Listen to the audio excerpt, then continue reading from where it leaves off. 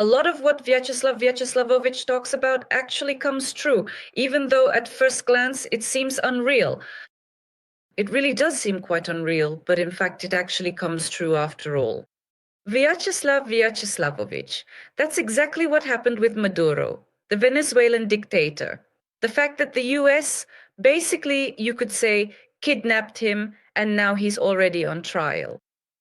October 9th, on your show, on your YouTube channel, Vyacheslav Vyacheslavovich, in principle, you considered the scheme for kidnapping Maduro with artificial intelligence.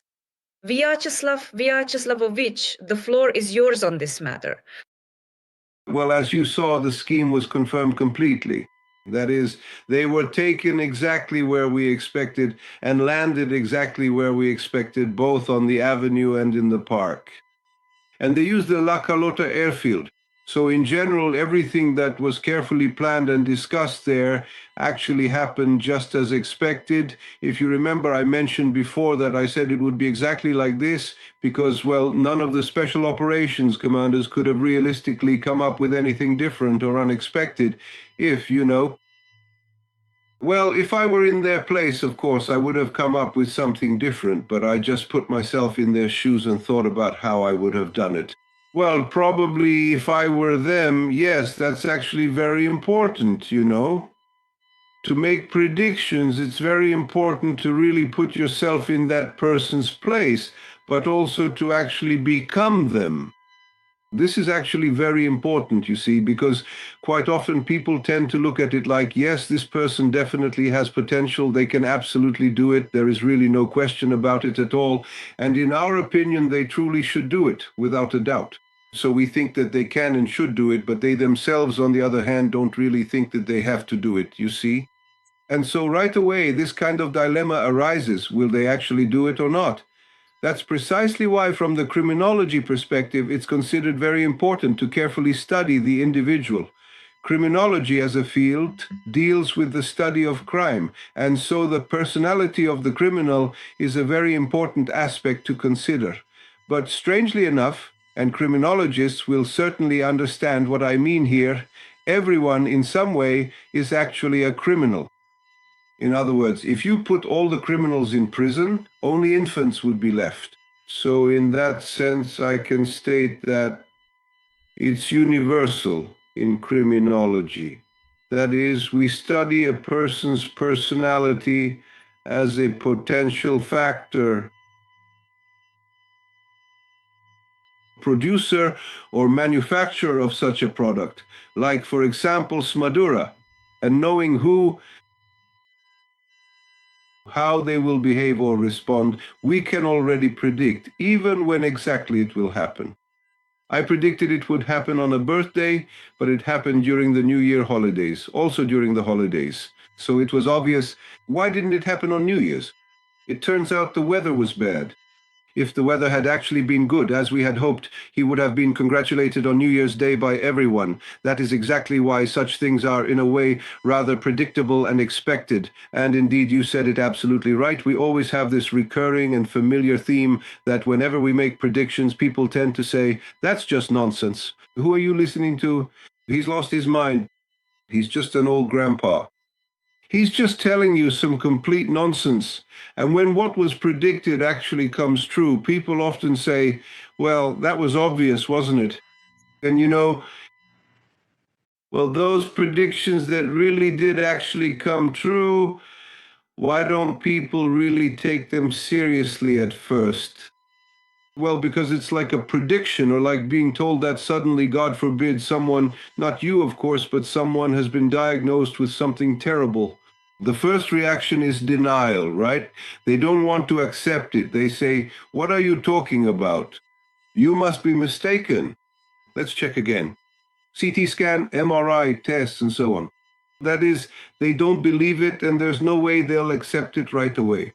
And so the 5 stages of acceptance are exactly the same. It's absolutely the same thing. Any, let's say, intelligence officer or analyst, a good analyst, but this is a bad analyst, will tell you this. Everything I predict always comes true. So The good ones are those who predict what people want to hear. They're the cool ones. Everyone loves them. They're invited everywhere. As for me, I'm chased away everywhere with a dirty broom because I say things and then they come true. And it leaves a rather unpleasant and lingering taste in your mouth like, what a scoundrel, he wished for this. Indeed, in fact, this is called the Cassandra curse or the Cassandra phenomenon. Remember, in Homer, in the Iliad, there was Priam's daughter Cassandra, whom Apollo favored. He made her, so to speak, a prophetess. She was able to see the future, but she ultimately rejected him. He was so deeply offended that he didn't take away her gift, but instead deprived people of the ability to take her seriously. Everyone thought she was crazy. That is, she would say what was going to happen, but they didn't believe her. It's precisely this Cassandra phenomenon that is at work. When you talk about what will happen, people don't want to believe it. It just doesn't fit into their worldview. And if something falls outside their system, then it simply can't be, because it can never be. Chekhov very clearly formulated this principle, which, as he described, is found in a letter where his unlearned neighbor writes to a learned neighbor. This is the reason why these things work in exactly this way, just as he intended. For example, on July 2nd, in the year 2014, I stated there that this principle was evident, and I emphasized its importance in understanding how these situations unfold. Over the Donetsk region, a civilian plane would be shot down by the Russians using a Buk missile system. Can you imagine before July 2nd? Everyone thought I was crazy. What civilian plane? What Russians? What Buk missile system are you talking about? I openly and directly demanded, I specifically asked President Poroshenko to close the airspace. I don't know whether the Ukrainian side heard or not, because this is also a very important point. It's not just important that they hear you and believe you. It's also very important that the information actually reaches them somehow.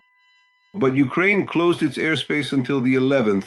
On the 11th, they reopened it, and on the 17th, as you remember, the Malaysian plane was shot down, and by a Buk system, by the way. And there are a huge number of such examples. If you take a look at the Narodovlasti channel, specifically the broadcast from January 22nd in the year 2022 with Mark Feigin, you will see that my broadcast is called The War Moves to February 22nd. How do you understand that, and what is your interpretation of this? Yes, that's right. Huh? I want to remind our viewers that you can find the link to Vyacheslav Maltsev's YouTube channel in our description. Vyacheslavovich, let's move on to the reasons after all. Yes, I'm genuinely interested in your opinion because there's a lot of ongoing talk about oil, specifically the idea that the United States wants to control oil in Venezuela. But other analysts say that you still have to extract it there. Roughly speaking, everything is neglected and so on and so forth. Are Americans and Trump in particular really that interested in Venezuelan oil, or are there perhaps actually other goals there? When people say that they're interested in oil, there's actually a very good and thoughtful answer from a Venezuelan guy that was published online today. I really appreciated his response when he was asked, so the Americans are coming after us because they're interested in oil. And he says, well, I have a question for you. What do you think about that? Yeah, what did the Russians and Chinese want here? The recipe for arepas. Arepas are flatbreads. Yes, so the person who is, so to speak, from the people, from the grassroots, understands it absolutely correctly. Of course, there's plenty of oil there, the largest oil reserves. It's buried deep underground, and they're still pumping it out to this day. Anyone who says the place is neglected really needs to understand how can it possibly be considered neglected if in fact more than 20 different Latin American countries survive solely thanks to that oil. For example, Cuba is completely dependent on Venezuelan oil. Right now, if they cut it off, that's it. Cuba won't even have anything to eat. You won't even be able to ride a moped because there won't be any oil. They say Cuba will be next. Well, I don't know. Do you understand what next even means? That's not the case in Cuba. Maduro. Cuba has a certain form of collective leadership. In this respect, Cuba is protected. The Americans, look, people told me, you told me, that the Americans absolutely would not launch a ground operation, but in the end they did. This isn't a ground operation, it's a special operation. A ground operation is when you deploy military troops. And these troops, with tanks, planes, artillery, and so on, advance forward and fight against other troops. Now imagine such an interesting situation. Just imagine for a second, the Americans land in Cuba. Of course, they'll gather some Cubans there, some from America. There are plenty of them. But by the way, you can't send many of them there. Right now, the Cubans were the happiest of all when Maduro was captured. But as for themselves to Cuba, they're not going to go fight. They work as doctors, as teachers. They definitely don't want to go fight there. They earn a decent salary. And America has a professional army. So if there were such a war, they'd send the professional army. But there won't be one. Trump isn't a warrior, he's a businessman. What the hell does he need a war for? He might be able to kidnap Maduro, but what else can he really do? He can show off. When it comes to that, that's something he does well. Wonderful. Just putting on a show. But when it comes to actual combat operations, a question immediately arises. You have to fight. Cuba, not Cuba, Venezuela, it doesn't matter where. But hypothetically, you have to fight somewhere. Just like we discussed Venezuela. You can apply that directly to Cuba as well. The only difference is this. Havana in Cuba is less protected than Caracas. Caracas is a fortress. It's shielded from the sea by mountains. There are 2 tunnels and you can't get through them. You just get stuck there. But Havana is right on the coast. You could land directly in Havana. But if you look carefully at all of this, whether it is on the coast or up in the mountains, to fight against a real army, you truly need to have a real army of your own. If you send a real army into battle and carry out an operation such as Overlord, like the Normandy landings, you inevitably end up with real casualties, even if not a single shot is fired. Yes, here come the Marines. Tilt rotors are flying in, ramps are being deployed, the hatch is open. Someone gets crushed by a ramp, someone drowns. Someone gets overheated by the sun. People are fragile these days. Someone just drops dead, and so on. And the counting begins. 10, 20, 30, 40, 50. So where is that psychological threshold? The point when someone says, enough, like in the Golden Antelope, when Trump says, are you out of your mind? You left 2,000 people there, 5,000, or even worse, 20,000. So, first of all, you need to get Congress's permission to carry out such an operation. Congress will immediately start calculating, okay, how many will we lose? And they'll call in an expert.